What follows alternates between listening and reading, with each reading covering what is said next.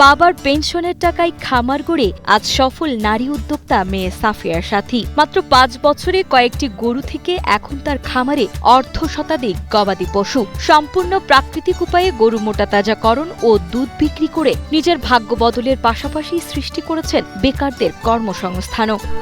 বলতে গেলে এই স্বপ্নটা আমার অনেক আগে থেকেই ছিল, তখন আসলে অর্থচনা করতে পারি নাই। তারপর আমার বাবা মারা যাওয়ার পর আমার বাবা যে কিছু টাকা ছিল, ওই টাকা দিয়ে আমি আস্তে আস্তে বিজনেসটা শুরু করেছি।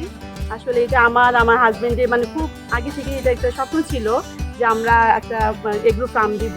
প্রায় ৫ বছর আগে শ্বশুরবাড়ি নেত্রকোনা সদর উপজেলার পশ্চিম উলুয়াটি গ্রামে মাত্র কয়েকটি ষাঁড় নিয়ে ছোট পরিসরে এই খামারের যাত্রা শুরু করেন সাফিয়ার সাথী। শুরুতে নানা প্রতিকূলতার মুখে পড়লেও ধৈর্য ও অদম্য পরিশ্রমে তিনি সফলতার মুখ দেখেছেন। বর্তমানে তার এই খামারে কোরবানির উপযুক্ত পশু ও দুধেল গাভী মিলিয়ে অর্ধশতাধিক গবাদি পশু রয়েছে। সাফিয়ার সততা ও পরিশ্রমের কারণেই খামারটি আজ এলাকায় রোল মডেলে পরিণত হয়েছে বলে জানান স্থানীয় বাসিন্দা ও শ্রমিকরা। গাই গরু দিয়ে আমাদের এখন ব্যবসাটা ভালো, আর আমরা প্রতি বছর 10 থেকে 12টা এরকম ষাঁড় গরু ঈদের মধ্যে আমরা নামাই আপনাদের দোয়ায়। যেমন এটা আছে এখন বর্তমানে আমাদের ফার্মে, আরো গরু আছে আপনারা দেখতে পারবেন। আমাদের গাভী গরু আছে প্রায় 40টার মতন গাভী গরু আছে। এটি হলো দুধের গাভী, যা আমরা প্রতিদিন এই গাভী কিরাই 120 লিটারের মতন দুধ। এটি আমরা এই যে প্রতি মাসে আমরা টাকা দেয়, এই টাকা অনুসারে আমরা গরুর খাবার একবারে লই আই।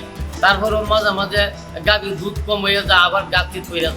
খামারটি থেকে এখন প্রতিদিন প্রায় ৬,০০০ টাকার দুধ বিক্রি হয়। এই আয় দিয়ে খামারের দৈনন্দিন খরচ মেটানোর পাশাপাশি বড় আকৃতির ষাঁড়গুলোকে কোরবানির জন্য প্রস্তুত করেছেন তিনি। পশু মোটাতাজাকরণে এই খামারে কোনো ধরনের ক্ষতিকর ঔষধ বা কেমিক্যাল ব্যবহার করা হয়নি বলে দাবি করেন খামারি। ঘাস, খৈল, ভুসি ও প্রাকৃতিক পুষ্টিকর খাবার নিয়ম মেনে খাইয়ে সম্পূর্ণ নিরাপদ উপায়ে গরুগুলোকে বড় করা হয়েছে। প্রথমত প্রাকৃতিক খাদ্যটা তো আছেই, আল্লাহর দান এগুলা, তারপরে খের, আর এখন বাইরের খাবার বলতে ভুসি, ভুট্টা, ময়দা, আটা, লালি, হ্যাঁ আছে এগুলা। আমাদের খাদ্য হইলো শুধু আমরা ভুসি খাওয়াই আর ওই যে ভুট্টা খাওয়াই, এই দুইটা জিনিস আমরা খাওয়াই। আর হইলো আমাদের যে বন্ধের পশির আছে, আমরা ঘাস আছে, বন আছে, প্রচুর মাত্রা বন খাওয়াই, কারণ আমরা সব খাবার কুলাইতে পারি। নারীদের এমন উদ্যোগে প্রাণী সম্পদ অধিদপ্তরের পক্ষ থেকে সব ধরনের সহযোগিতা প্রদান ও উদ্যোক্তা তৈরির প্রচেষ্টা অব্যাহত রয়েছে বলে জানিয়েছেন জেলা প্রাণী সম্পদ কর্মকর্তা মোহাম্মদ শহীদুল ইসলাম। গরু উৎপাদনের জন্য আমরা সবসময় প্রচেষ্টা অব্যাহত রেখেছি।